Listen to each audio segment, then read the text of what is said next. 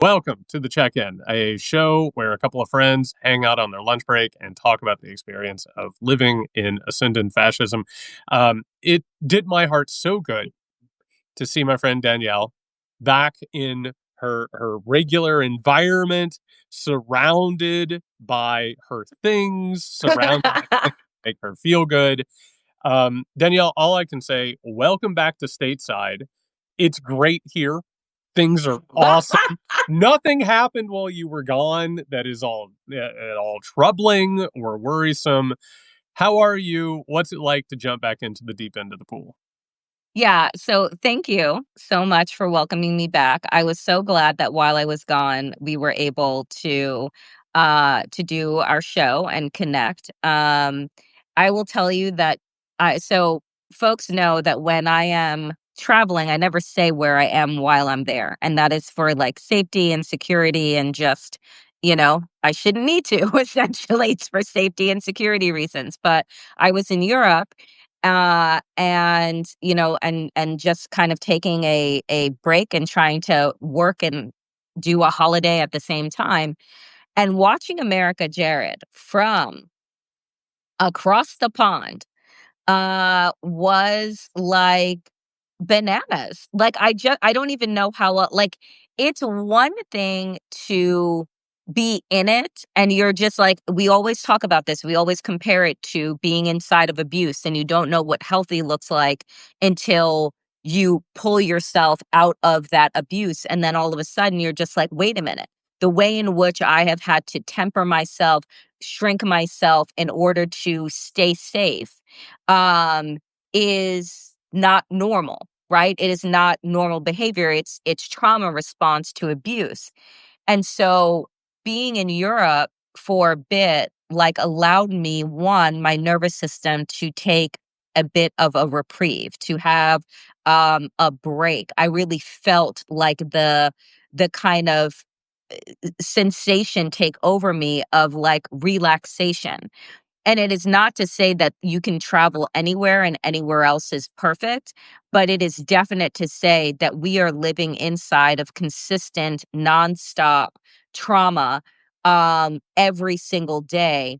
And that inundation is beating up our nervous system to a place that we're not even consciously understanding how we're able to function on a day to day basis. And so, coming back, I'm looking at the news today with like, with the diligence, and I'm just like, oh, this place is nuts.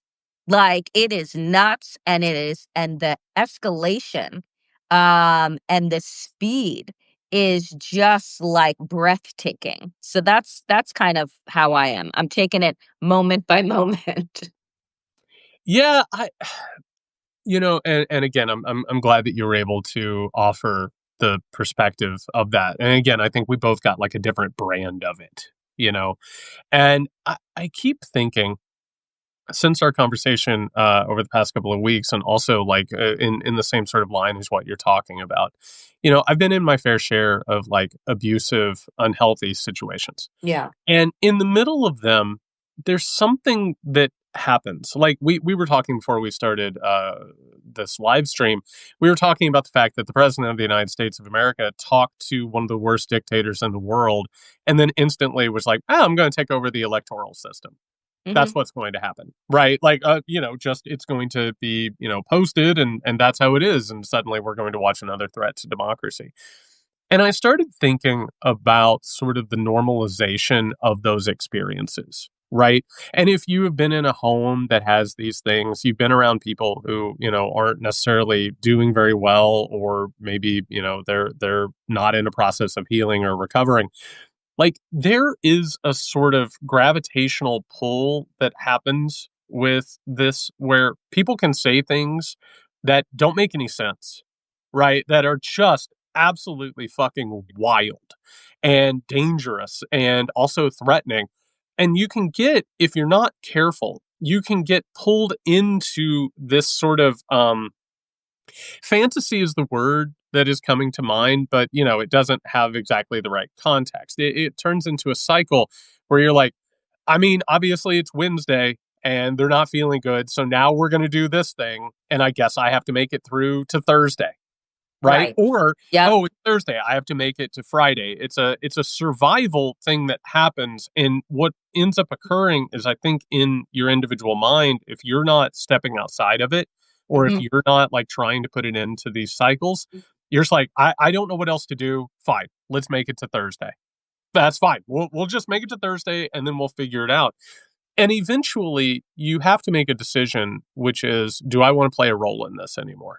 You Yeah. have to take a look at the role that you play Yep. in it, because in every relationship, in every cycle, there's more than one person involved in it. In this case, we have hundreds of millions of people involved in it. Yep.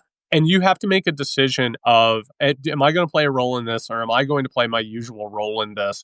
And you also, once you get outside of it, and once you're not playing your role in it, you look back on that time and you're like, how the hell did I ever live like this? Right? Like, how did I ever exist in this paradigm?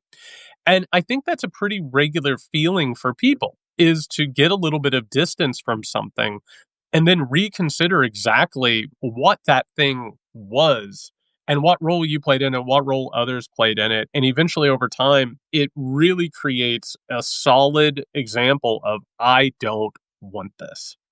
And I Yes. want to live in this type of situation. And right now, we are just in a constant pull of that thing. It was so a couple of things. One, it's recognizing that all of the things that I started to do to try and make myself feel normal here. And we've talked about this. I had contemplated taking antidepressants. I had, started I've had a very regularized meditation routine. I take long walks, I do deep breathing and like all of these things. And I realized I'm just like, when I left, I was like, there's absolutely no way to wellness my way out of the feelings that I'm having. And I know that if I am recognizing that, like, again, these are important things to do, but there isn't oh, I now feel better. You just feel less crazy. And there's a big difference between your system being regulated completely and you just feeling a little less nuts. And I think that that was for me very eye-opening when I left, was that, like, everything that I had been doing had been to, how do I continue to function inside of this abusive construct, right? Like, how do I continue to have the wherewithal to want to speak and write and activate and connect with people as opposed to just withdraw.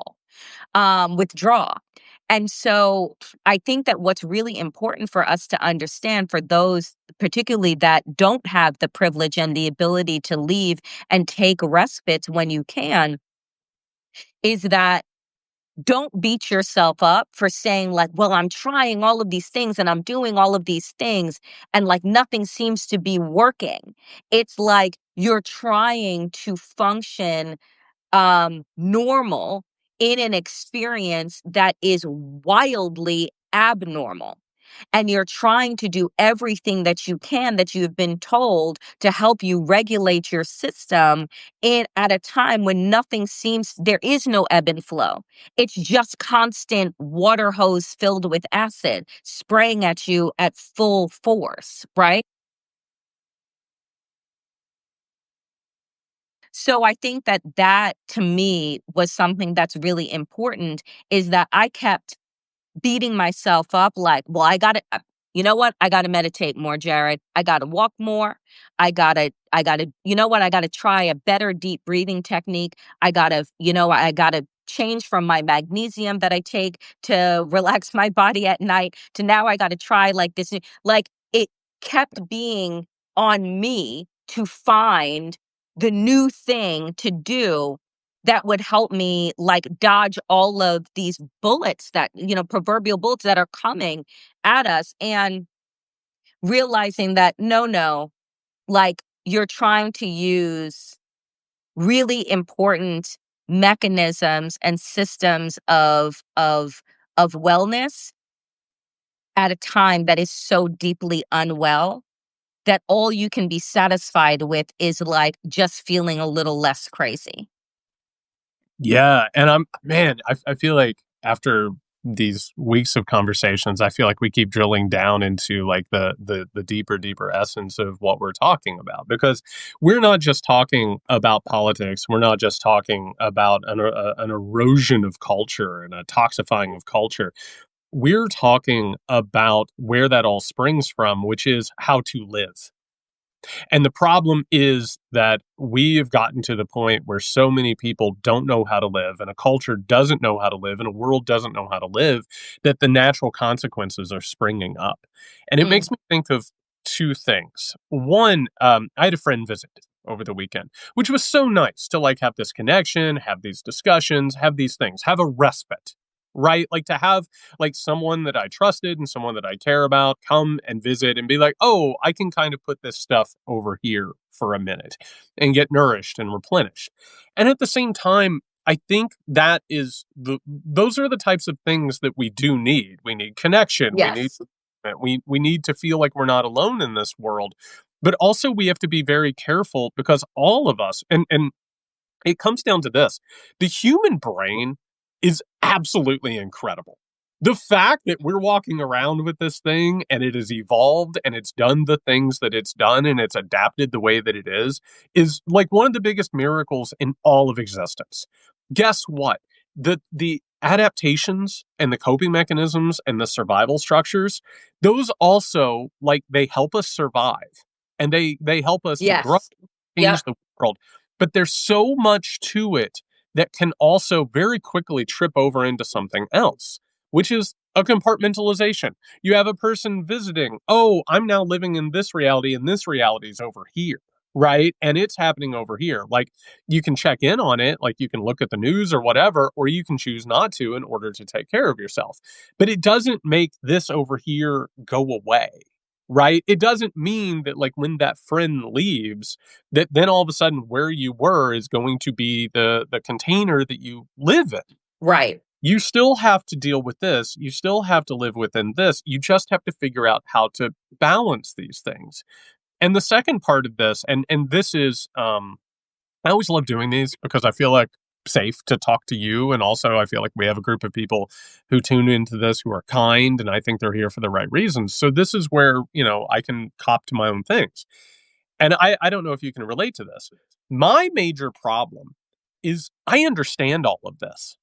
I've done the research, I've been in therapy, I've looked at like the studies. Like you, I look at all of the things that are the things that help: self care, regulation, Yep. ground rules, all of those things. And my God, do I have an arsenal of them? And my God, have I accumulated all these things? But there's also another issue with it. And I think this is where some of us, you, me, and the people who are tuning in, where we kind of struggle. We understand it intellectually. We Yes. can think about it. We can analyze it. For me, one of the best things in my life as an autistic person is making a list. Here every week, when I Mm. have my week, I write down the things that I need to do, the things that I need to do to care for myself and care for the people I love. And those things, they help me and they guide me. But what we're talking about is not analyzing, not understanding. Those things are necessary. It's embodying it. Yes. It's feeling it. So what we've been talking about and what we've been documenting are our strategies and the way that we understand these things. When we actually get into what you could call a flow state is when you don't have to think about those things, Mhm. where you don't have to spend that time and that energy, and all of a sudden and there's an old thing in like program that I'm in, which is like you fake it till you make it. Yeah. You tell yourself, I'm going to do these things until they become second nature, and you move against all these old hard worn pathways, and you just keep doing it and developing not just routine and ritual, but also the self-care and the self-worth, which is what has been missing. And that sort of divide, what you're talking about, like to talk about healing and recovery, it can be exhausting. Mhm. That's why a lot of people don't do it. We're talking about living it versus simply understanding and striving for it. It's the difference between survival and thriving. And that's where we have to be in order to get out of this thing. And I think that what is so interesting too is that I have begun to really recognize that, and pause for shock, everyone, that America has been sick for a really long time. And that all of us have kind of been functioning acutely ill Yeah. this entire time, where we have felt like, well, okay, so there's a Democrat in office and, there's not major shifts that are happening. We're kind of just optimize the status quo. But like, I'm able to afford certain luxuries. I'm able to afford my medicine, my health care. But we had not optimize and centralize in our life what it would look like to thrive and not just exist inside of a less worse status quo. And I Yeah. think that that is so you ask yourself, well, what are the ways? And I know that you and I have talked about this ad nauseum over the last, like, I don't know, 10 years of Donald Trump, which is how does something like this happen? And I think that it happened because of the slow burn acceptance of never existing and never really challenging ourselves to imagine what it would be like to thrive. That we had just been set up inside of systems that masked the surviving that we were doing, the kind of drowning in debt. Oh, they told us that we needed higher education in order to get better jobs and better homes. And as you're doing that, the price of everything is going through the roof. But if I don't do this thing and I don't saddle myself with 6 figures worth of debt, then they tell me that I'm never going to get a high paying job. But then I saddle myself with this debt. The high paying job isn't even enough to pay the fucking interest on what it was that I just signed up for that you told me I had to in order to get wrapped up in this idea of American exceptionalism and success that was pretty much just all of us being like ducks on a pond, seeming that we are normal and we're just swimming along, but we're fighting for our lives underneath. And I think that that to me, this realization of the fact that there has been no way in which we have been told that we are operating that was ever about our collective thriving. It was always about our survival. And for some that could afford, right, could afford the thriving, right? The ones who are able to increase their wealth based on our work, based on our sweat, like they're good. But the rest of us were fed this idea that, well, you gotta, in order to get to the American dream, you have to take on a certain amount of debt. You got to fight for your life. Like that is what this has always been. And I think that that becomes so crystal clear. And then MAGA and Donald Trump come in and they tell you that on top of this survival that you've been in, and you've started to see and feel the cracks, that, well, it's the blacks. It's the Latinos. It's the undocumented. It's the 12-year-old trans athlete. It's the this, it's the that. Because you start to see, like, wait a minute, why am I fighting for my life and I'm still not getting any further than my parents or my grandparents did? But I'm saddled with all these degrees. We have more degrees than our parents and our grandparents have, and they had more wealth. How is that possible? So we have to create this idea, this stereotype, this grouping of people to blame, because otherwise you start to realize that the entire system has never been rigged for your thriving. And I think that that to me is like where we kind of need to sit and understand and then really question, like, what does that look like? What would thriving look like? What would a healthy well adjusted, thriving society look and feel like? Because what we are experiencing right now is what the absence of that level of consciousness does. And there's so much that you just said, which is so spot on. I want to start with something. You said America has been sick for a long time. I think America got its sickness the moment that the first boats arrived here. And you'll notice that I put that connotation on it because the indigenous population in this country, they figured out how to fucking live. They had communities that took care of one another. They had a relationship with their environment that was stable and sustainable. And as I was writing The Midnight Kingdom and doing all of that research, you know what I figured out? White supremacy's victory over the world, it wasn't about military dominance. Everybody always wants to do that. Oh, they have better technology. No. The major weapon that white supremacy had in conquering the world was the ability to act in a sociopathic way. Yep. It was to break treaties. It was to lie. It was to work behind the scenes and obfuscate plans and to take every human individual that was outside of your scope and financialize them.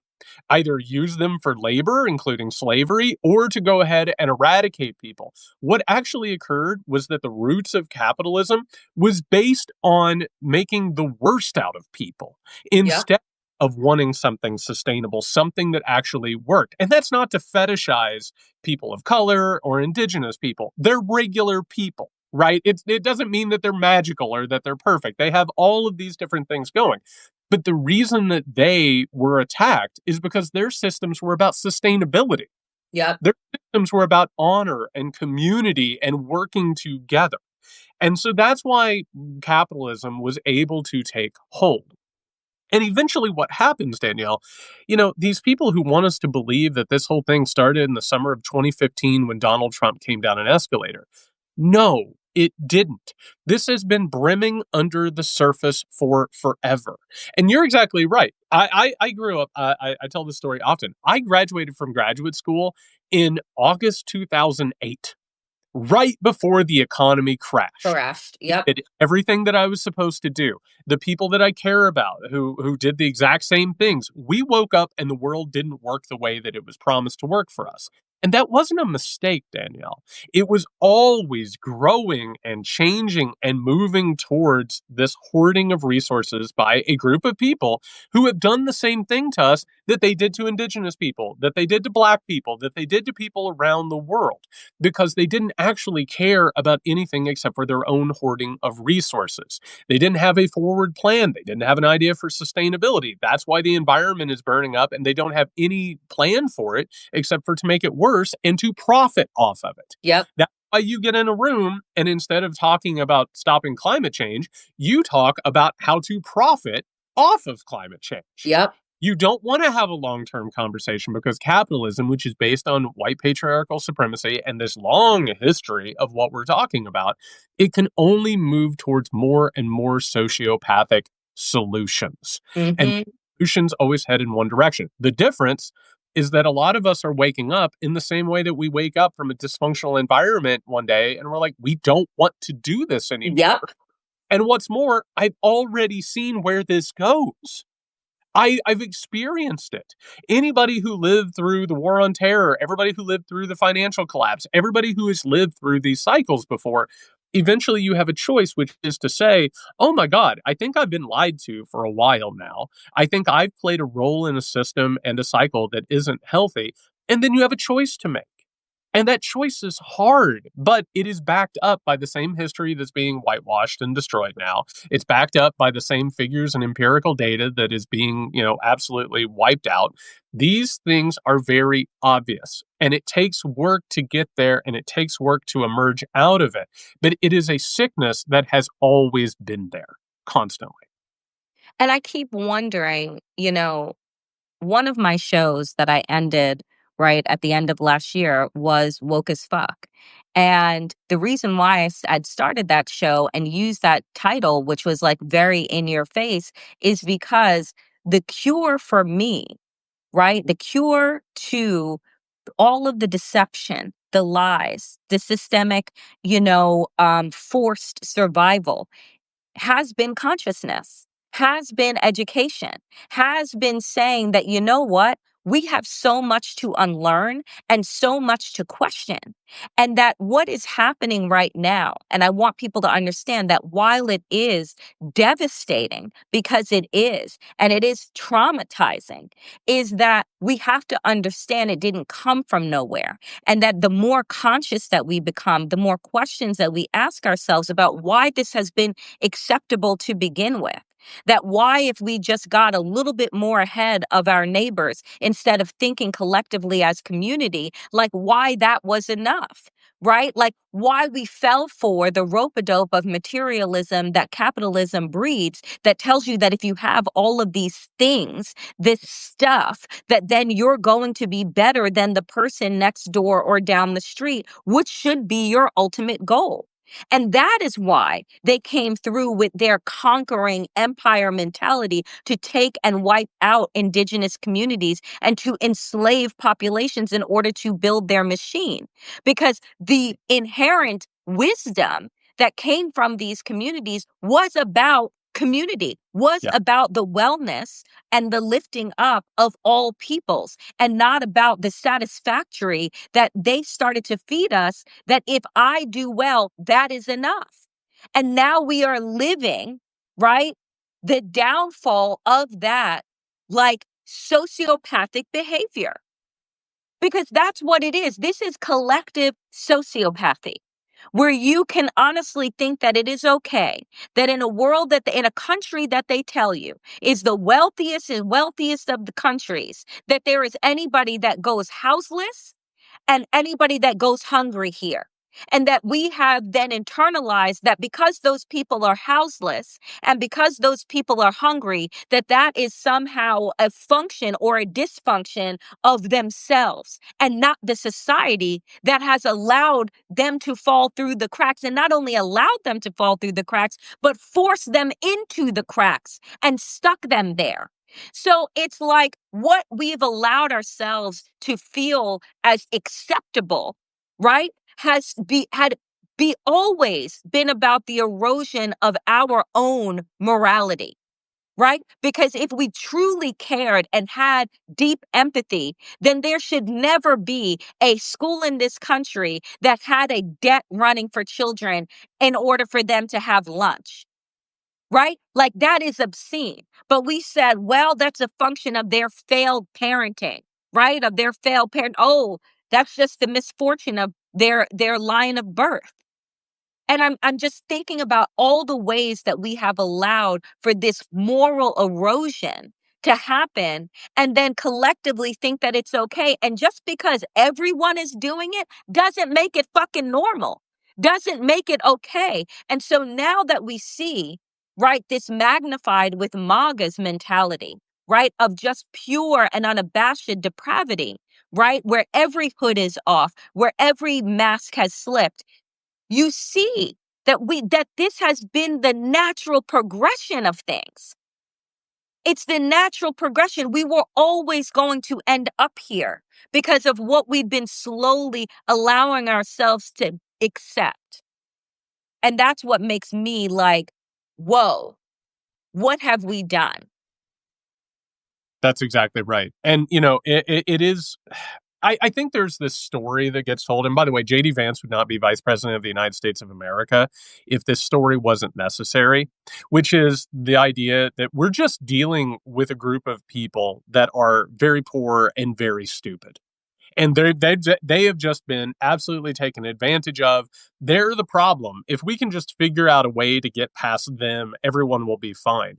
But Danielle, what you just brought up is this major rot that has taken place in this society, that it's very quiet but loud if you know where to look for it. Right. So, for instance, one of the reasons why I recognize this system didn't work is because it didn't work for my family, because Mm, it took my family and butchered them. It kept them from being able to be their full selves. It ruined their bodies. It shortened their lives. I saw what happened with the carceral state. I saw what happened with neighborhoods and communities. And by the way, for anybody who's like, well, I understand law enforcement's out of control. The problem with crime in this country is not that we don't have enough law enforcement. It's that conditions have deteriorated to the Yep. point people don't know what else to fucking do. Period. So if put a sign outside of your house that talks about your principles, and meanwhile you're fine with a carceral state that leans so heavily on black and brown and poor people, and you're fine with that, or you think gay and trans people should shut up so that you can possibly win another election, or hey, yeah, I understand that what's happening in Gaza is disgusting. Don't talk too much about it. You're going to hurt Biden's chances. You're going to hurt Kamala Harris's chances. You're going to hurt the Democrats' chances. Those things that we're talking about, it's a negotiation with the sickness. Yep. It Yep. is, and that is the major problem, is that media, communications, politics, you name it, that class of people comes from the group of people that have been treated well by the system. They're the ones who didn't have to worry about debt when they went to school. They're the ones who didn't have to worry about how to live in New York City or how to live in one of these major hubs. You know why? Because they had a safety net. They were taken advantage of. Here's a secret. Most of the people that determine what the news and the discourse is and who normalize Donald Trump, they're in media because their parents were in media. That's something a lot of people don't want to talk about. If you Yep. look them up, I mean, Wikipedia is an educational course in and of itself. Look up any of these people and see where they came from. These people don't care what happens outside of their vision. They don't care what happens down the street as long as they're okay. That is the natural connection between fascism and moderates. It is the natural connection between fascism and the white liberal moderate. Come on. It is exactly how this thing works. And the rest of us, we're looking at this system of abuse and enabling, and we're saying, fucking stop it. We know Mm-hmm. you're lying. We know that you're in on it. We know that you have played as much of a role in this as anybody who puts on a MAGA hat. Y'all are part of the exact same situation and the exact same cycle. And that is the problem here. Is that wokeness that you're talking about? It's a group of people who recognize, oh my God, this is horrific. And this has been bad. And we need to change something. And what's more, we deserve better. And then we have a class of people who are like, you don't deserve better. You failed. And you failed because you didn't have the same things that I had, right? You Yep. didn't have the same step up as me. So my allegiance is to the system. And what does the system want, Danielle? It wants fascism. It wants authoritarianism. It is the natural trajectory of this entire thing. And until we say, no, we have to do something different and we're done doing this self destruction, it will not change. But the fact that we can talk about this tells me that we can eventually get to it. That is truly what I believe. When I came home on Monday, I went to go visit one of my friends, and she said, Danielle, I'm so tired of the inundation of hopelessness. Because if there is no hope for us to change, if there is no hope for us to be better, then we might as well all enter into a suicide pact at this Yep. point. And I said, God damn. And she was like, no, I'm serious. Because, if there is no belief that we can learn from these mistakes, that we can somehow, those of us that are able to survive this present moment and make it to whenever and whenever the other side is, if there is no possibility of us being better, then what the fuck are we all doing? Right. And so the fact that we are engaging in these kinds of conversations, and there are people here that are showing up and saying, wait a minute, that's right. This capitalistic, depraved, sociopathic structure and system that we have all bargained with and given pieces of our soul and ourself to as a way just to keep our head above water, this is something that is wrong. We literally packaged up and sold this around the world, Jared, and everybody else bought it, right? Like they bought it and believed that America was the place, the destination that you should all clamor and fight to And get if they to. didn't buy it, we killed them. Yeah. Yep. Yep. And so it's then you go, and I say, the beauty of traveling is to meet and sit and talk with and share food with, as Anthony Bourdain once said, whenever you are feeling hopeless and down, go sit someplace. Like, go have conversation, like, with people that are not like you, just to get a different perspective. If you don't have the ability to travel, he's like, go sit at a restaurant that you have not been to, right? Like, just engage in a way. And then you start to realize, man, America has hoodwinked and bamboozled not only the people in this country, but around the fucking globe into believing that this idea of exceptionalism should be this siloed success and not about collective care. And that if you had decided then to put your work and your energy into the collective, you were a communist. Because I am advocating for your sense of well being on top of my sense of well being, that means that I'm a communist, I'm a socialist, and I should be sorted out, right? And like degraded and blacklisted. And it's just like, oh my God, right? Any moment in time when there was an awakening and a burst, the system comes in and tries to clamp down. And that's what we are in right now. We are in the midst of a collective awakening. More people are asking questions. More people are recognizing that, you know what? Donald Trump has been in power now for 7, 8 months, and everything is worse, not just in this country, but around the world, right? That what they want us to believe is that there is some way to hold on to this empire and this lie, and there isn't. Like, in order to figure out how we go forward, we all got to let go of the lie. We all got to let go of the lie, let go of the survival, and start talking about aggressively what it looks like to live in a thriving holistic society, and America ain't fucking it. It ain't.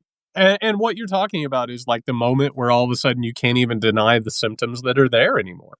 It's gotten to that point, which is why fascism has to come in now if the system is going to continue this amassing of profits and resources. Because at this point, nobody's going to vote for this. Nobody's going to like actually get on board with austerity and like lowering the standard of living, except for if there's a fascistic sheen over it and there's no option and no sort of plan going forward. And for each of us, there is a problem here that we all have to address. So, like the idea, why is communism been decried? Why has socialism been decried? You name it. It's because, oh, it's an outside dangerous influence that's going to lead to totalitarianism. If we make sure that everybody has health care, oh my God, there will be no freedom left, right? Oh, nobody will want to practice medicine anymore. If we make sure that everybody is housed, like, what are going to be the incentives? And what we're talking about is the So same nuts. seductive lie that is the reason why America has franchised Americanism and sent it around the world, which is a lie that the only way that we can exist is in a sociopathic or sociopathic light sense. And Hmm. think about that. Think about the fact that, like, why is it that some people would have a problem talking about someone down the street who isn't able to feed their kids? Like being helping them out. And by the way, on the other side of that, the person who might need the help, they have their own ingrown defense mechanisms that make them feel bad about needing help, that make them feel less than. Why aren't we talking about sharing resources? Why aren't we talking about the idea that the fates of children affects all of us? Why are we living in this absolute horseshit idea that like what happens to strangers doesn't affect me? Right. Doesn't actually make my life worse. That doesn't actually make the future worse. I look at all these things and I see them as symptoms now, Danielle. Yep. Like the people who are making the most money, what are they profiting off of? Misery. They're Yep. profiting off of like financializing the fear and insecurity and terror. Why does somebody like Andrew Tate have millions upon millions of dollars? Because he's teaching people how to be abusive. Because they're terrified and they don't know what to do, and somebody's taking advantage of that. Why does Donald Trump have the base that he has? Because all he does is play upon the fears of people. That's it. And so all of the incentives have moved in that direction. And the answer is so simple, Danielle. If you see another human being who needs help, if you see another human being who is struggling, help them. Help Mm. them through the struggling and build a desire and quite frankly, a comfort with them helping you or being there for you when you struggle. We are our own jailers, and we are the jailers of the people around us. It is this baseline thing that has been ingrained in us that keeps us from recognizing a very obvious solution. We all know it deep down when we're in self. We all recognize it. It's getting past all of that bullshit that's been ingrained in us that keeps us from being able to actually act upon it as opposed to just knowing. And and again, it just goes back to this idea that if I help somebody else, then I'm being weighed down, as opposed to if I help somebody else, then I am lifting up, right? The community. When you mentioned earlier the carceral state, the way that you should be judging the health and well-being of a society, right, Yep. is actually by its carceral state, right? Is how do we treat those that have may at one time trespassed against us and the law and what have you. There are other countries that, guess what? They don't abuse their prisoners. They actually set them up with education, with Yep. success, having them begin to contribute back to society, not with slave labor in the way that our carceral system does, paying people 20 cents an hour to fight fucking forest fires, right? That then they can't get out of prison and then become those firefighters. By the way, that's what California did. Is that if you were to judge a society by the way they treat their incarcerated, by the way that they treat the most vulnerable among them, so that you would get down to a zero recidivism, right? But that's not the goal. Yep. Because as soon as you made imprisoning people a profit machine, there was never going to be a goal of Yep. making people well. As soon as you made it a profit to keep people sick, right? And that there was going to be no right, there was going to be no profit in the fucking cure. You just keep people a little bit sick and you keep raising their fucking premiums, right? And you continue this cycle through the food, through the medicine, through creating systems that lock people out and put them in desperate situations where they see that crime is the only opportunity and avenue for them, right? Because a society that is actually well, that is actually not sick and depraved, would institute all of the studies and put them into practice that have come out that say this is what we need to do to cut down on crime. This is what we need. And right now, all of the cities, by the way, that Donald Trump wants to take over are all at historic record lows. Yep. Historic record lows in crime. Because what have those cities and states done? Invest in the most vulnerable communities. But then that becomes a hindrance to those that make profit, right, off of the building of the prison. So if the crime is going down, then we got to change what it means to be a criminal. And now that is just by being undocumented. So now, by virtue of your ethnicity, by virtue of your race, now you're a criminal because I got to keep the system going. Absolutely. And I want to say two things off of that because I don't think that you could have gotten more to the point of this. First things first, you know how, like, before the Trump administration, I mean, it's amazing, by the way, seeing the president of the United States of America sort of in a Freudian slip say that slavery wasn't that bad, which is exactly what they continue to do as they're trying to change history. And a reminder, fascism changes the past, the present, and the future simultaneously. That's how you control people. The way we look back on slavery, the way we look back on the genocide of the indigenous people, the way we look back, we're like, there is absolutely no defending this. This is an abomination that took place, and everyone should have known it. Doesn't matter what the time was. The carceral state of modern America, if we get to where we need to go, we will look back on that in a similar light. We will look back on the plague and epidemic of the unhoused. We will look back on, by the way, Danielle, we have no idea how many people have died prematurely and unnecessarily because of the lack of healthcare in this country. We don't know. We also don't know, like, how much the corporations have preyed upon us with addictive foods that ruin our health. I mean, the opioid crisis, we only know a sliver of that. Yep. Now, also, by the way, I think on that same level, what big tech has done to us. we can't talk about how large it is. We can't talk about like the actual detrimental effects, not just to democracy, but to our own lives and mental health and well being. If we get to where we need to go, we will look back on these things as testaments to the rot and dehumanization of this moment, not to mention genocides, coups, all of it. That is in the same category. But what happens with all of this? And it makes me think about something as I've been healing and as I've been recovering, Danielle, there is a phrase that in the past it always unsettled me, but now it infuriates me. And you know what that phrase is? It's just how it is. It's how it's Yep. always been. And Yep. so in order to talk about the fact that healthcare should be a human right, people are like, it's the way that it is. You're not going to get this past the healthcare Yep. corporation. Fuck you. Are you going to tell that? Are you going to tell that to a 19th century slaver? Well, it's there. I don't really know. And by the way, that's what the founders fucking did. They said, oh, yeah, we're going along with that as long as we're able to, carry on this capitalist project. Eventually, at some point, you start to recognize that when people say that, they say it because they can't defend it. They say Right. because they do not want to foster the imagination of changing things. It's too frightening to do that. They would rather disengage from the idea and deflect it completely. And that is the problem. We have so many systems that we know don't work, and so many people who have no desire whatsoever to wrestle with that. They would much rather just shrug their shoulders and say, I'm against it, but what are you going to do? And that, it sounds very small, but that energy is actually huge.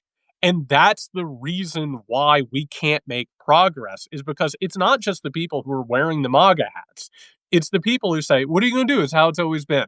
Yep. And that is the quickest line to sustain and enable abuse and dysfunction as you will ever find, period.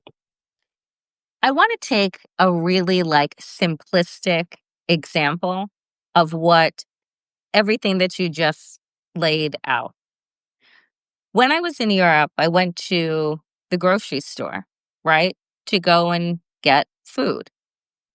And I noticed that, my God, why do the tomatoes taste so different here? Right? They're so tasty. They're so you can actually taste the difference in different types of tomatoes. And I said, "Oh, that's because they're not filled with poison.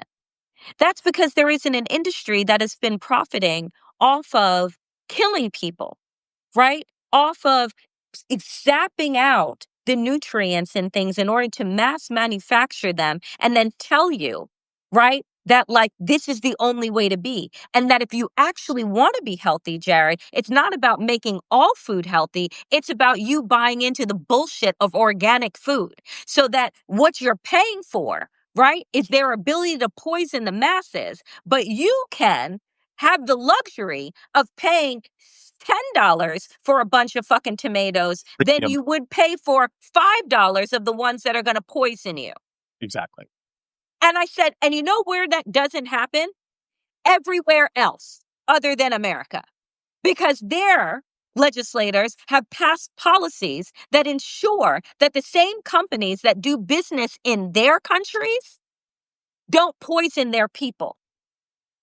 And so when you think about, again, the ways in which we have become okay with the fact that our food, which should be a right? Food should be a right. That the food that you and I used to eat 40 some odd years ago when we were kids, and we're like, why didn't Wonder Bread kill us then? Right? Oh, that's because Wonder Bread had 3 ingredients: water, flour, and salt. Now it has 75, 80 of which, is 70 of which you can't name, right? But we have allowed this industry to take over so that we have the luxury of what? Choices, when they've actually taken away all of your choice. And the only choice that you have now is to be sick, right? Or make enough money so that you have the benefit of buying organic. It is wild, the fuckery that we have allowed to happen over the last 30, 40 years in this country. And it has been the premium life of America. For a long time, America was able to enjoy that stuff while the rest of the world couldn't, right? But eventually the circle started to shrink in. And I always use the example of going into an airport. All of a sudden, like if you're in coach, like your life is awful. Like you don't you're not able to basically you're not even allowed on the plane at that point, right? And the financial incentives are to pay more for what you used to get at the baseline and then pay more and you can get the comfort away from that. And like, I'm not making light of these things. That exact ideology is what's happening with everything from crime and poverty to food and also now total and utter fascism. It is about if you have the means, you can wall yourself off from this. Yeah. You can go ahead and eat better and make sure that your kids eat better. You can make sure that your kids get the education that they need and the opportunities that they have. You're not going to be disappeared. You're not going to be thrown to El Salvador. You're not going to have to deal with this thing. And by the way, the secret of all of this, eventually you are. Like that is the great self-destruction of this is like you are given an unconscious deal, which is if you go along with this and you don't make too much noise, you'll be fine. Right? But guess what? You won't be. The consequences are always going to get worse and worse. Everything is getting more and more shitty. The only option that we actually have, it is not to continue the cycle. It's not to enable the abuser. It's not to take the deal and have a moment of comfort because maybe you'll die before it gets to you. It's not going to, your kids aren't going to die before it gets to them. Your grandkids aren't going to die before it gets to them. It's eventually going to come back around. The only choice that you have is to walk out of the cycle and take a risk. It's to Yes. say, I recognize that this isn't okay. I recognize that even if the consequences aren't immediately obvious to me, even if I'm not being thrown on like the concrete ground outside of a Home Depot, like it is about me. And what's more, Yep. and this is something that we can talk about later because we're running low, that happening to another person, it is happening to you Yes. because we are connected. It's not even about the self service. It's not even about your own fate. If I have to argue for that for you, I guess that's the way we can have the argument. The person starving in Gaza is you. The person being put on a plane outside of jurisdiction and being sent to a concentration camp, that's you. And you have to develop a sense of that interconnectedness, or else, and here is the hard thing, you are going to be forever fucking alone in this world. Mm. You have to recognize that connectedness. That is the only way out, and you are still going to suffer the consequences, even if you don't recognize it. Jared, mic drops, mic drops, mic drops. I mean, like, that's it. That is it. If we are not holding up a mirror to ourselves, holding up a mirror to the society that we are living in, right? Then we are never going to truly see No. how we are all connected, why we are all connected, and that what you allow to happen in some other place that many can't point on out in a map will eventually find its way to you. Yep. Because what you allow to happen to others will always, always eventually come back to you. And that's the thing. You're not going to be able to buy your way out of it. You're not going to be able to wall your way out of it, right? Like, there is no escape. You're not going to be able to take a rocket and head to Mars and go fucking, colonize the fucking moon. Because the same sick mentality is going to follow you wherever you go. So the only cure in this siloed, right, separation that is happening right now is the coming together. Because what you allow to happen in one place will always find its way to the next.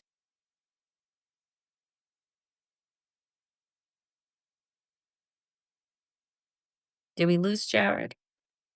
People who came over in those boats were trying to escape what they saw as oppression. You know what they brought with them? Their bullshit.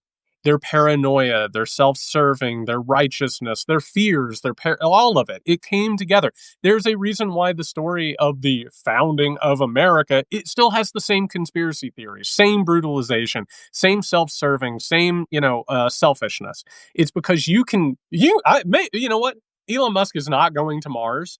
But I can tell you something.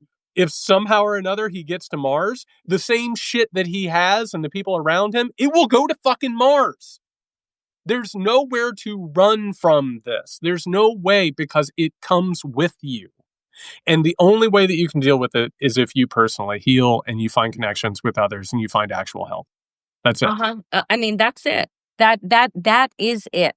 When people keep saying, "What can I do? What should I do?" This is a moment that is calling for our individual and collective healing. It is calling for us to recognize that there is no amount of money that is going to allow us to buy our way out of fascism, to buy our way out of suffering, right?